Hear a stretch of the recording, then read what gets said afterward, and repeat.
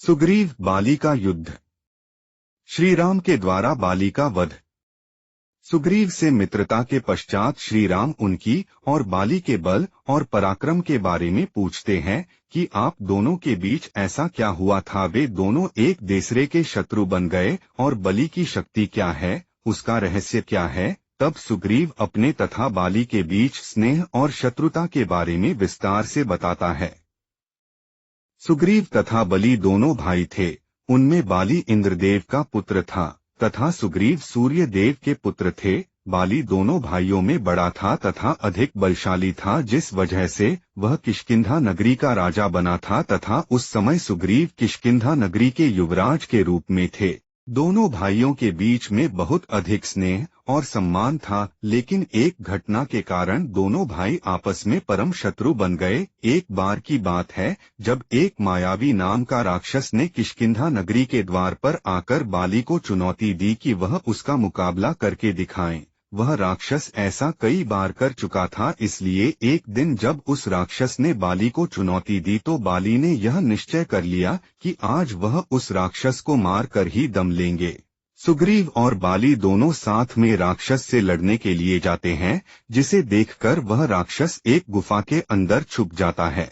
बाली भी उस राक्षस के पीछे चला जाता है और अपने छोटे भाई सुग्रीव को उस गुफा के द्वार पर पहरे के लिए छोड़ जाता है। बाली सुग्रीव को कहकर जाता है कि जब तक मैं उस राक्षस का वध करके वापस नहीं आता, तुम यही पहरा देना। सुग्रीव 1 वर्ष तक उस गुफा के बाहर खड़ा रहा जिसमें बाली उस राक्षस को मारने के लिए गया था। एक दिन अचानक गुफा के अंदर से लहू की धार बहने लगती है। सुग्रीव यह समझता है कि राक्षस ने बाली को मार दिया है और यह रक्त उसके भाई बाली का है। यही सोचकर सुग्रीव ने एक बहुत बड़ा पत्थर सरकाकर उस गुफा के मुख पर फंसा दिया, ताकि वह राक्षस भी बाहर ना निकल पाए और बाली की मृत्यु की खबर किष्किंधा जाकर सुनाई। राजा बाली की मृत्यु के बाद उसके छोटे भाई सुग्रीव को किष्किंधा का राजा बनाया गया। कुछ ही समय बाद एक दिन बाली अचानक लौट आता है। वह यह समझता है कि सुग्रीव ने राजा बनने के लिए जानबूझकर उसे गुफा में कैद कर दिया और उसकी मौत की झूठी खबर फैला दी। इसीलिए बाली ने सुग्रीव को बहुत मारा और उसे राज्य से लात मार कर निकाल दिया। उसकी पत्नी को अपने अधीन कर लिया तथा उसके प्रिय लोगों को कैद कर लिया। तभी से ही बाली तथा सुग्रीव आपस में शत्रु बन गए। बाली और सुग्रीव की शत्रुता की कथा सुनकर श्री राम सुग्रीव से कहते हैं कि धिक्कार है ऐसे पुरुष पर जिसने पुत्री के समान अपने छोटे भाई की पत्नी को अपने अधीन किया है। तुम कल जाकर अपने भाई बाली को युद्ध के लिए ललकारो और मैं अपने बाण द्वारा उस पापी बाली का अंत कर दूंगा। अगले ही दिन सुग्रीव जाकर बाली को युद्ध के लिए ललकारता है। ललकार सुनकर बाली बाहर आता है और क्रोधवश गरजकर कहता है, तू फिर आ गया, आज तेरा काल निकट है। यह कहकर दोनों में युद्ध आरंभ हो जाता है। उन दोनों से थोड़ी दूरी पर झाड़ियों के पास श्री राम लक्ष्मण थे, जहां पर श्री राम अपने धनुष पर बाण लगाकर बाली पर निशाना साधने के लिए खड़े होते हैं। थोड़ी देर लड़ने के बाद ही बाली सुग्रीव पर भारी पड़ने लगता है, क्योंकि बाली को ब्रह्मदेव से वरदान प्राप्त था कि युद्ध भूमि में जो भी शत्रु उसके सामने खड़ा होगा उसकी आधी शक्ति उसके अंदर समा जाएगी। अपने इसी वरदान के कारण ही बाली अपने सभी प्रतिद्वंद्वियों को हराने में सफल हो पाता था।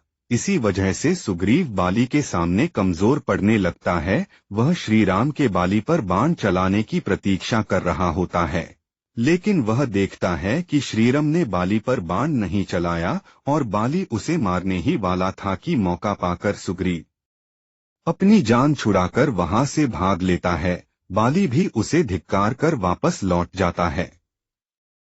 जब श्री राम लक्ष्मण सुग्रीव के पास उसका हाल जानने के लिए पहुंचते हैं, तब सुग्रीव श्री राम से शिकायत करता है कि आपने मेरे साथ छल किया है। जब मैं बाली से युद्ध कर रहा था तब आपने बाण क्यों नहीं चलाया? यदि मैं थोड़ी देर और उसके साथ लड़ता तो अपने प्राणों से हाथ धो बैठता। तब श्री राम सुग्रीव को समझाते हुए कहते हैं कि हे मित्र, आपकी शिकायत उचित है, लेकिन आप और बाली दोनों सगे भाई हैं, जिससे आप दोनों का रंग, रूप, वेशभूषा एक जैसी हैं। इसीलिए मैं आप में और बाली में भेद नहीं कर पाया, और इसी भय के कारण कि कहीं मेरा बाण बाली के स्थान पर आपको ना लग जाए, तो मैंने बाण नहीं चलाया। इसलिए अब तुम दोबारा बाली को युद्ध के लिए ललकारो, लेकिन इस बार तुम यह फूलों की माला पहनकर जाओ ताकि हमें तुम्हारी पहचान हो सके। कुछ ही समय बाद सुग्रीव बाली के दरबार पर जाकर उसे फिर से ललकारने लगता है। सुग्रीव की ललकार सुनकर बाली आग बबूला होकर निकलता है और बोलता है, आज तुझे मेरे हाथों से कोई नहीं बचा सकता। दोनों में फिर से युद्ध शुरू हो जाता है। जैसा कि विदित है कि बाली बलाबल में सुग्रीव से कहीं अधिक था, इसलिए वह फिर सुग्रीव पर भारी पड़ने लगता है। जब बाली अपने गधा के प्रहार से सुग्रीव का अंत करने ही वाला था कि श्री राम अपना बाण बाली पर चला देते हैं। बाण लगते हैं, बाली वहीं पर गिर जाता है और चिल्लाने लगता है कि मेरे साथ छल हुआ है। कौन है वह कायर जिसने छुपकर यह पाप किया है, मेरे सामने आए। तब श्री राम लक्ष्मण बाली के सामने जाते हैं, जिन्हें देखकर बाली उनसे शिकायत करता है कि तुमने छुपकर मुझ पर बाण चलाया है, तुमने मेरे साथ अन्याय किया है। तब बाली को समझाते हुए श्री राम कहते हैं कि तुमने अपने छोटे भाई को अपने राज्य से निकालकर और उसकी पत्नी को अपने अधीन करके सबसे बड़ा महापाप किया है, क्योंकि छोटे भाई की पत्नी पुत्री के समान होती है, और आज तुम हमें धर्माधर्म का पाठ पढ़ा रहे हो।